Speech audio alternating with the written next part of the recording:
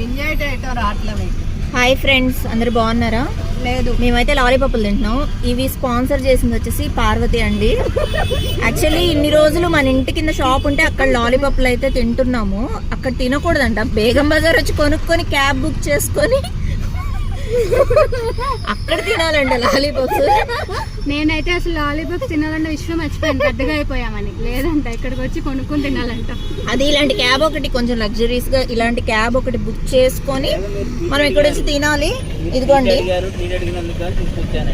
అదండి ట్రీట్ కి ఇక్కడ తీసుకొచ్చి లాలీపాప్లు ఇచ్చారు.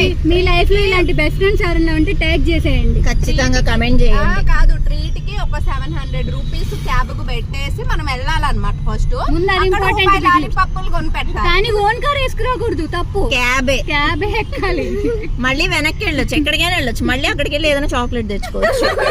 సో ఇది